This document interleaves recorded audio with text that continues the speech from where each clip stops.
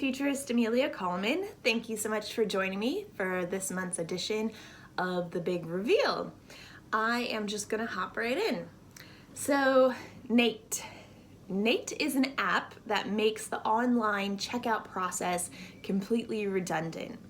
So it's an application on your phone, and if you want to buy something online, you just share it with Nate, and the app checks out for you. So it's this digital assistant that uses deep learning to navigate websites, clicks, fill out forms, etc., which can really eliminate friction in the online checkout process. LaLaLand. So this is a startup that I came across when I was hosting the World Summit AI. Really love what they're doing. So often when you go to clothing websites, you know, maybe see like a skinny white model with a perfect body, and you think, oh, it looks good on her, but you know, it might not look so good on me. So what they have done is they create artificial models, and they can have any ethnicity, any skin color, any body shape, any height, any weight. And so it means that you can start to personalize what the clothes would look like on an image that is more reflective and personalized to you, which I think is really cool. And they also hope that this will help to eliminate or reduce returns and exchanges. Buffalito. Okay, so Buffalo Grid is a company I've been following for a couple years now. I actually, when I did Wired Energy, I got them into demo because I really love what they're doing, and I think it's really important. They are kickstarting a new product. It's called Buffalito, and it is a multi-purpose smart light and charging device. It's very high powered, very cool. You can do all kinds of things with it. For that alone, I think it's worth it. But also at the moment you can get for 15 quid.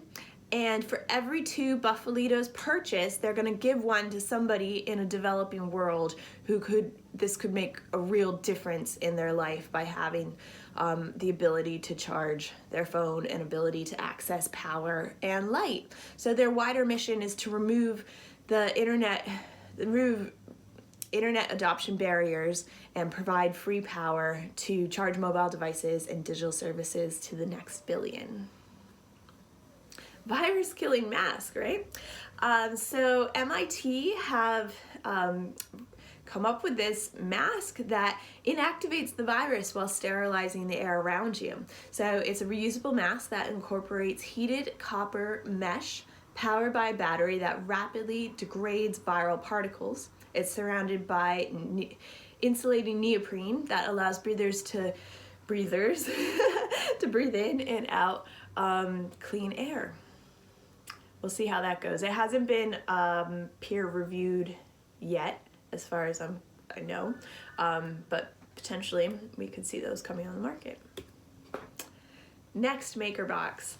This might be a good Christmas present for somebody. I know I would love it. I'm a bit old for it though.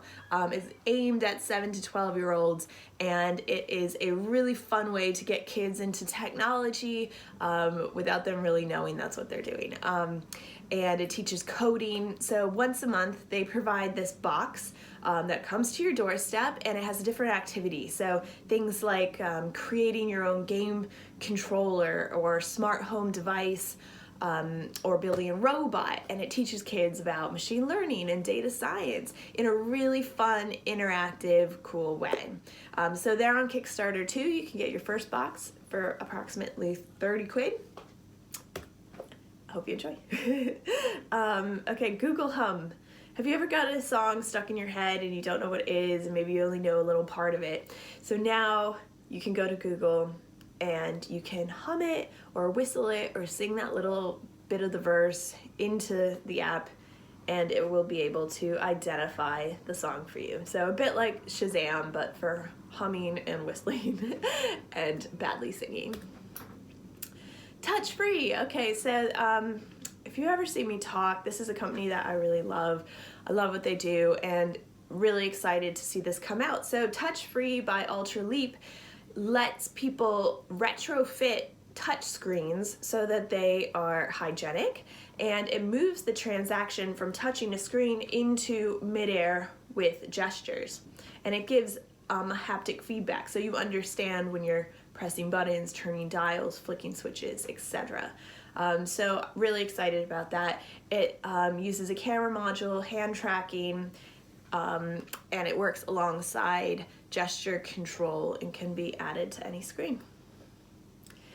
COVID-19 detection, again for our people at MIT. So basically they have found that people who are asymptomatic of COVID-19 have a signature cough that identifies them as having the virus.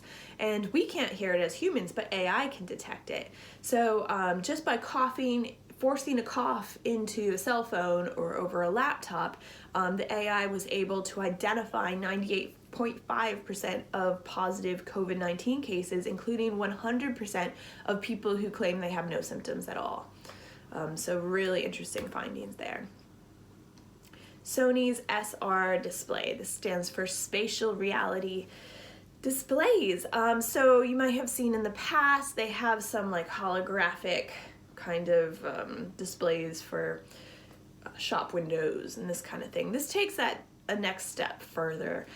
They say that this is a way that we can share and view 3D objects without needing glasses or VR headset, but it's a step closer to being able to remotely communicate with shapes. So it allows you to create models and share these complex designs and scenes remotely, which we haven't really conquered before without doing it through headsets. So this will be available in November for $5,000. And finally, Micro Monsters. So Sir David Attenborough has teamed up with Alchemy Immersive and Oculus. They have done a continuation of his Micro Monsters production by putting it inside virtual reality. So now you can actually immerse yourself inside these little almost invisible creatures, minutia of their alien-like little lives, and it has a high frame rate and great spatial audio, and you can see things like how a caterpillar transforms inside a cocoon, or a centipede and a scorpion fighting to the death. So very nice to be able to experience something like that like never before.